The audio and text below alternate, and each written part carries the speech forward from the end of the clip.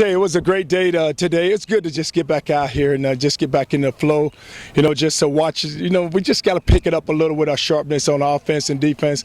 But it just, you've seen guys come out and make plays. Teddy made some good throws out there. Devontae, quick, made a good catches himself, a couple of good catches. And then you see us on defense. But it was just so fun to get back around this football team. Coach, can you tell us what changed with Clint Hurt from yesterday to today? Well, what happened, Hurt took a leave of absence till they could get through this case. No decision has been made yet from the NCAA, but we allowed him to come back out and he's just working on the field. What did you think of what you saw from Michael Dyer? Well, it was just so hard. We know what we're running 5 running backs right now, so so they're getting so many touches. So it's just the first day of him just getting back out and he hasn't been out here in a year. What's the difference, Charlie, between kind of the pace of things now? Kind of what I asked the other day in terms of freshmen being more advanced when they come out now because the older guys have been able to kind of get them ready. I mean, was this first practice more advanced in some ways than previous years?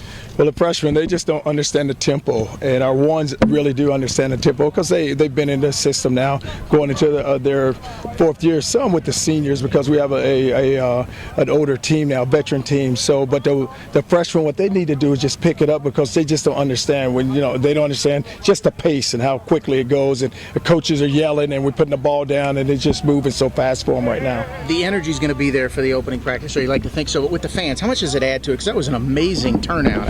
Oh, it was an amazing turnout, and our fans, they've been so supportive. If I could just think back to the Sugar Bowl when we came out of the hotel on game day, it was just amazing. Never seen anything like it, and then you come out here today, the first day of practice, and it just carried on from the Sugar Bowl to today's practice. What's the update on Keith Brown and what's going to fill in that spot? Well, Keith, he hasn't, it's going to take some time for him to get back out here, but we have some guys who are working there. Who do you like in that spot now? Well, it's just so hard to say because it's the first day, so guys are everyone's going to get an opportunity to work. Coach, who stood out to you today? Well, who stood out? Well, it's just look at, your quarterback always does a good job of making the throws, and then the running backs with Dominique Brown did a really good job. And Preston Brown, just our defense pressing and Pryor just being around the ball. They're excited. A couple guys going at it a couple of times, and that's what you like to see early in the year, right? The excitement, the energy. Well, you do, but you just want to make sure the guys are smart and not throw punches, especially when you have no pads on. Coach, kind of a deep question for you. Deep, give it to me now. We're going deep here. There's a topic going around today in college football about how the NCAA and schools can make money off of players like Teddy and Johnny, but they can't make money off their own image. I'm not saying they should be played for paying football, but where do you stand on getting compensation for jerseys with their numbers and things like that? Well, with the money being made right now with the TV contracts, we got to find a way where we can just pay players, and eventually I think it's going to happen because if enough coaches take a stance about it, it'll work its way out. So you're part of the pay for play side of things. Well, you would like to, because you look at us and as a coach, we're overpaid. I mean, we make a lot of money and the players aren't making anything, so I'd like to see that happen for them. Overall, fair to say for day one you got what you wanted out of it, and it was a positive. I mean, or you have to look at film to be able to make that judgment. Well, just watching the pace of practice, I really did feel like that we got something out of it. But practice, just watching the tape, is going to show the players just how much more work they need to do. Charlie, what did you say to them before coming out here as far as setting a tone for how you want them to work and leave whatever height back off the field? Well, I just told them it's a work day today, and we're going to come out. We need to set the pace, and just every day we need to work to go get better, and we can't waste the day. Now everything counts. We need to make a deposit so we can withdraw later. Is it kind of a different pace this year than it was in previous years? Well, it's different just because of your team, and they have confidence now. And then, just with their different rankings, and I think, players, they're going to read into that. But now you have a very confident football team. Defensively, are you teaching anything different given the rules to, people leading with their heads and stuff?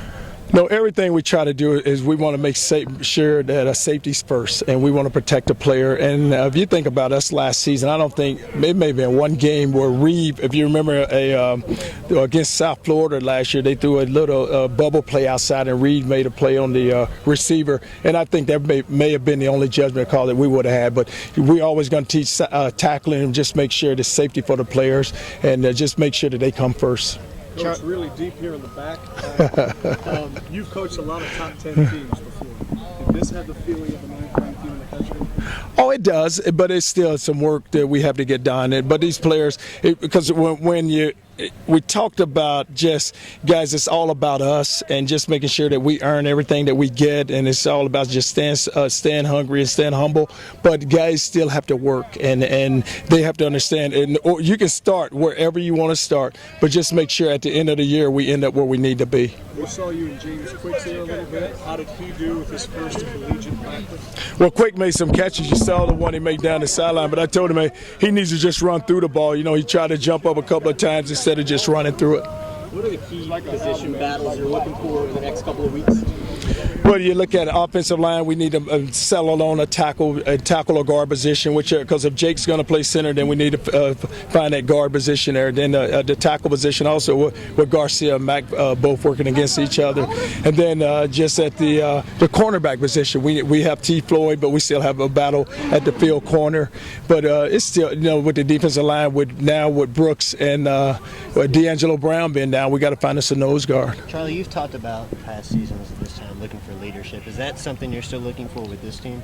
Well, you would feel like now that with Teddy, with Pryor, with Akeem Smith, with Phylon, with Brandon Dunn, with Marcus Smith, that you have an older veteran group. Now you have the leaders, and the leaders are beginning to emerge because those guys understand our pace and what we're looking for. Just from a leadership standpoint, what does Akeem Smith bring on the field?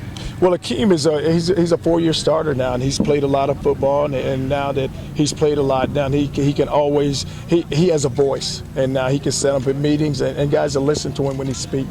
You mentioned you'd like to find that open field corner spot. You like the progression of Charles Gaines at that spot? Well, Gaines is so athletic, and he has so much speed. You saw him make an interception there today. But Gaines, you know, the competition's going to come with Gaines, and Andrew Johnson is still, you know, he's battling an injury right now, but he'll be back. And so it'll be fun to watch those two guys go compete for that position. Does Richard Benjamin have a shot at that as a true freshman? Well, it's just so hard right now with those true freshmen because you saw them out there today, and heck, half the time they couldn't get lined up.